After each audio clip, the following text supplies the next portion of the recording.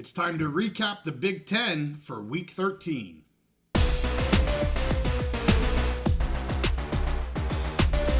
We're in the home stretch on the road to the college football playoff.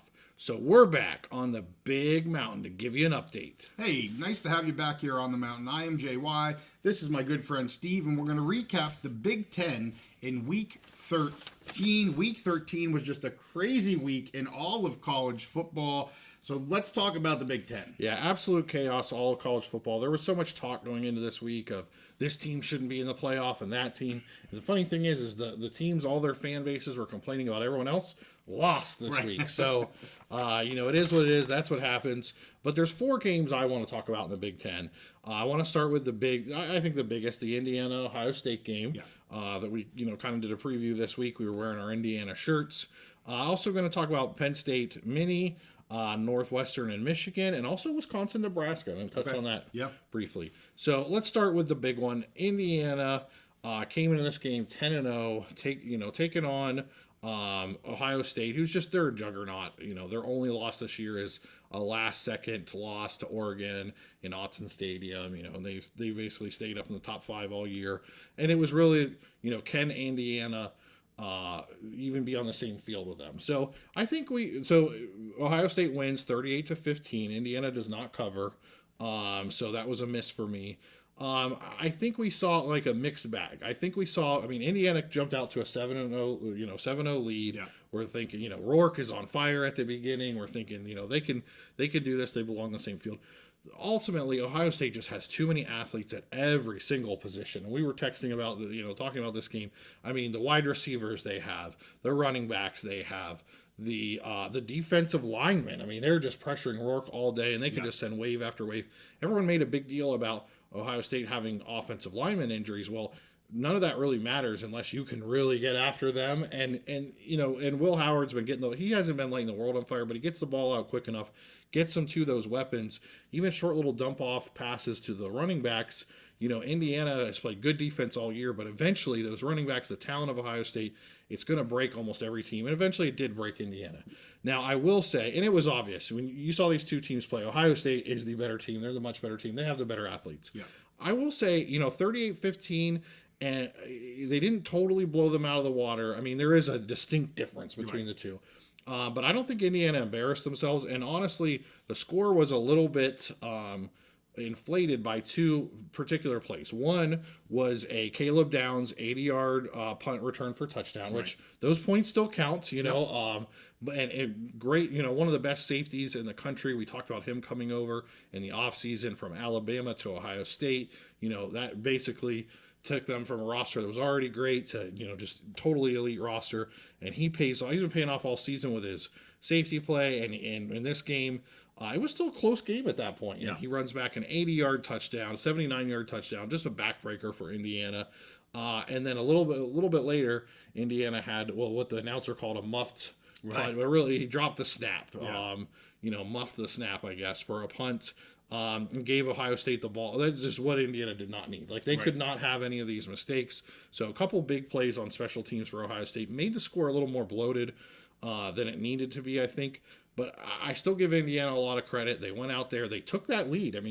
Both of us, I think, were thinking when they were up 7-0, they can do this. They can pull this off. But they just didn't have the horses to run with Ohio State. Now, Ohio State first downs were pretty even. 16 for Ohio State, 14 for Indiana. Time of possession was pretty even. 30 minutes to 29 minutes. It's just, Ohio State just has too many athletes at every position. Yeah, and, early on, I think I had texted you, the offensive line of Indiana was doing a great job there in the first maybe 2 drives. And I'm like, holy cow, they're doing fantastic. Yes. Well, then the tide turned, and the tide never turned back the other way. Once the defense started getting pressure on Rourke, man, once they got a sniff, it was like blood in the water. Yeah. Once they smelt that blood, oh my goodness, you weren't going to stop him at that point. And Rourke just didn't have the time to get it off then. Yeah. And to me, there was 2 main things that stuck out to me in the game. I did watch most of it. That was one when the D-line started to get to Rourke, get that, smell that blood, if you will, overpower the offensive line of Indiana, which it didn't look like that early on that was going to happen. But man, when it did, it just didn't stop. And then the special team stuff was kind of the other big piece that really sticks out. And, like you say, all the points count, but everybody takes that stuff for granted until either somebody has a really big play or they muff a punt or whatever they call it. Then it sticks out like a sore thumb. Like it's always taken for granted until something happens. And those are game changers. And I'm not sure if this was a game changer, but to your point, that's what led to the spread being a lot bigger than maybe it would have been if you didn't have those sorts of issues. Totally agree, and I'll add a little bit of context. Like you were saying at the beginning, we thought their O-line was holding up, and that's when it was kind of like man to man. They weren't sending extra guys. Right. Once Ohio State started sending blitzers, then Indiana they weren't picking up the blitzers, and then as they tried to adjust to those blitzers, then that's when the defensive end started to feast because they were looking for those inside blitzers, and trying to help with that. So it is what it is. Indiana still with one loss. They're going to finish the season with Purdue. I think they travel to Purdue, and in my opinion, if they win that game, they are locked into the college football playoff. Right. It's just now they're not going to have that chance to get to the Big Ten title game and maybe have a first round bye. They'll probably most likely we'll see how far they drop, and I'm sure we're going to talk about it Wednesday. But they'll probably be traveling on the road in the first round of the playoffs for sure. Yeah, I think they're again if they win Purdue, you're probably looking down at 10-11, I would expect for them. But hey, they're still in it. Not bad. Shipping a chair. Shipping a chair. All right. Okay, next game I want to talk about Penn State at Mini. And Penn State did not cover. They win 26-25. Mini gave them all they could handle. Minnesota took a 7-0 lead right away, took the ball, and went down and scored. They also were able to get a blocked punt in the first half. Penn State started to come back. They kind of started to get their feeling. Drew Aller leads them straight down the field for what we think is going to be a game-tying touchdown. It's 17-16. They're going to kick the game-tying extra point right before we go to half. What happens? Minnesota blocks the extra point, runs it back for 2 points for the safety, and it ends up being 16-19 at the half. Now, second half I think was totally different. The first half, Mini was just. Penn State looked like they were on tilt at one point until they kind of had their drive to almost tie it. But second half was Penn State really played that smothering defense. We now through 11 games, Penn State has not given up a third quarter touchdown. The defense, which is amazing all season. And they really did that. They kind of smothered Mini in the second half. Mini got a couple field goals, but Penn State was able to get a touchdown and a field goal. And then the score was very, very close late. We were, it was 1 point difference. Penn State was able to drive down.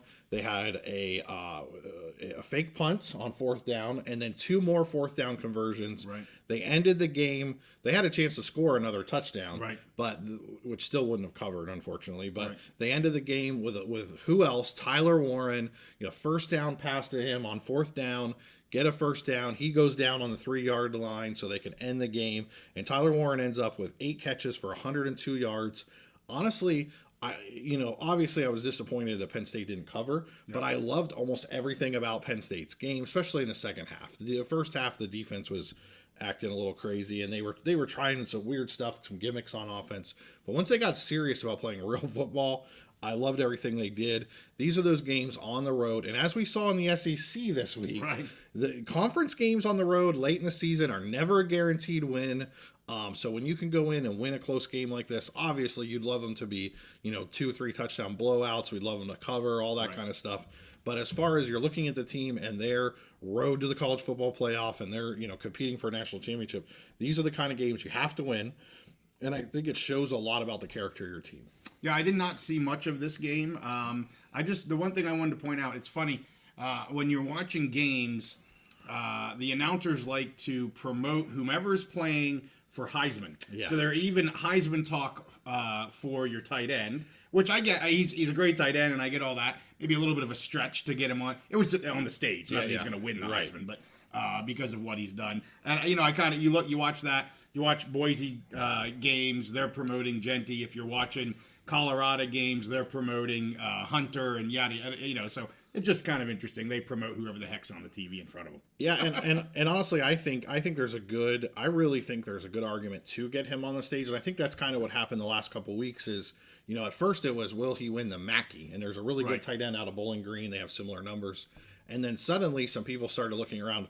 all the things that he does. Like, he is their offense. He's their number one weapon. Yeah. The guy has thrown touchdown passes, run for touchdown passes, caught touchdown passes, snapped the ball and then end up catching. I mean, the only play I've ever seen in college football history where you snap the ball and end up catching a touchdown, which was absolutely amazing. Yeah. Still mind-boggling to me. Hard to even describe. So, yeah, he's obviously not going to win the Heisman. Sure, but right, yeah. I'm glad he's starting to get a little bit of buzz here at the end, and it would be awesome just to see him on the stage. But we'll see what happens. Okay, the third game I want to talk about, Northwestern and Michigan. We've been hard on Michigan this year. We predicted they would be down this year and have a hard time, and a lot of the Michigan fans pushed back and said, well, they still got the defense, they still got the running game. Well, they've had a rough season. Yeah. Pretty much exactly what we expected. But they have started to turn. We talked about that. They were starting maybe to get some better quarterback play because they were an abject disaster at quarterback for most of the season. They used 3 different ones. Finally, I think they've kind of settled on Davis Warren. Yeah. He was 26 of 35 for 195 yards, 1 touchdown, 1 interception. So nothing spectacular, but just serviceable. Yeah. Like, it wasn't terrible. Yeah. But to me, the key in this game was the Michigan running game. Mullings had 92 yards and 3 touchdowns. Basically, they combined for over 200 yards rushing. A couple other guys got rushing touchdowns. I think Donovan Edwards as well had like 60 yards and a rushing touchdown. And they were just able to dominate the run game, just dominate the ball, dominate the time of possession.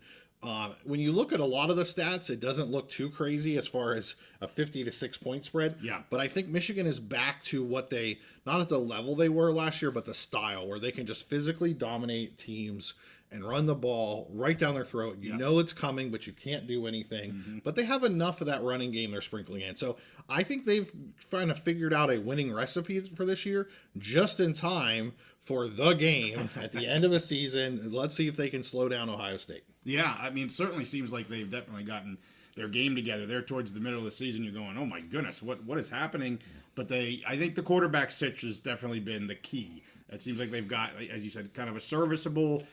He can make some throws. He's not going to turn it over a ton. And I think that's kind of really been the key to them turning things around here in the second half. And I think they could give, especially with that defense, they could give Ohio State a run for their money. I mean, this is the type of game you just. When these two teams play, you throw records out the window. You throw, all the cliches, but they absolutely hold true in a game like this. Can you imagine how bad the Michigan players want to screw up Ohio State's beautiful season? Oh, yes, for sure. Okay, so last game I'm going to talk about Wisconsin at Nebraska. These are two teams where we were high on Nebraska at the beginning of the season. They started well. Kind of tailed off for a bit. Wisconsin was the opposite. We were down on them early in the season, and they didn't play well early in the season. They've made an offensive coaching change. They have a new quarterback. They were kind of trending better. They had a couple wins there, and then they had a couple like close losses. The teams like Oregon and Penn State. Well, Nebraska won 44-25. I saw some of this game. I was kind of going back and forth. I can't remember if it was when I was watching the Penn State game or another game, but I was watching a good amount of this game. And so you look at the score and you think 44-25, like, oh, that's a beating. But really, when you look at the stats, and from what I saw, a very close, even game, Nebraska honestly played one of the best games all around that they played this year. I've said all year that I thought Dylan Raiola was the key, and at the beginning of the season, he was the key. Yes. But as he started to trail off, defenses figured out how to kind of get under his skin. Nebraska started to just lose some games that they shouldn't be losing, you would think. Well, they made a coaching change, offense coordinator. They brought in former West Virginia and Houston coach Dana Holgorsen, who's, I think, just in 2 games has kind of transformed the offense. I want to go over some stats here because we think, 44-25, this was a mismatch. Yeah. So Locke, Wisconsin's quarterback, was 20 of 30. For 292 yards and 3 touchdowns. So it's a good game. Their offense was working. Dylan Raiola on the other side, true freshman, 28 of 38 for 293 yards, almost exactly the same. Now, he only had 1 touchdown passing, no interceptions. Locke had 3 touchdowns, 1 interception. Okay. And both of these teams rushed for about 5 yards per carry. Both were successful running the ball. The big story in this game are turnovers and time of possession. Okay. Wisconsin turned the ball over 2 times. Nebraska only turned it over once. And time of possession, They both had a similar average running game, but Nebraska was just able to just kind of use their running game a little bit better to keep the chains moving, kind of keep possession, and I think that's where Dana Holgorsen comes in. He just had a really good game plan to basically keep Wisconsin off the field, and also he limited Raiola's vulnerabilities. Yeah. Raiola had a lot of games where he was making bad mistakes, turning the ball over, whatever. That didn't happen so much in this game. Now, he didn't have as big of a game as he's had in other games, but Holgorsen, I think, did a great job of ball possession, ball control, and then keeping Raiola out of trouble. So we talked about the 2 turnovers, Whiskey with 2 turnovers, Nebraska only 1, and then time of possession. Wisconsin held the ball for 26 minutes. Nebraska held it for 33. So that extra 7 minutes, to me, that was the big difference. The turnovers, the time of possession, and just the slight change in style of play. Wasn't necessarily offensive fireworks, but good, solid offense from Nebraska with no mistakes. And they just played good football on all sides of the ball. Yeah, well, I didn't see any of it. I did see the score and went, wow, Nebraska scored some points in that game. Yeah. That's all I knew. So I appreciate the rundown. Yeah, and like I said, we talked about this before, coaching. Yeah. In college, coaching makes such a big difference. And so far, I think we're seeing that with Dana Holgorsen. So that's all I have for the Big Ten. But like I said, SEC, there was a lot of talk this week, and we're going to get into the college football playoff rankings on Wednesday.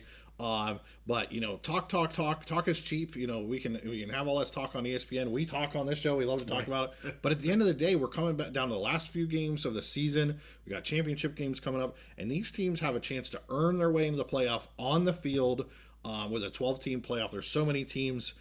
Instead of just earning them in the polls or dog and pony show, so I think it's a lot of fun watching these guys earn their way into the field. And for me, Indiana has earned their way into the college football playoff. Well, there you go.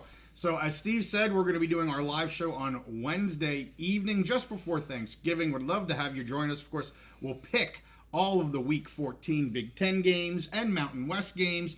And we're going to be talking about the college football playoff as we're getting very close to knowing who will be in the playoff. With that, we thank you guys for watching. Make sure you like this episode and subscribe if you like our content. We'll see y'all next time on the Big Mountain.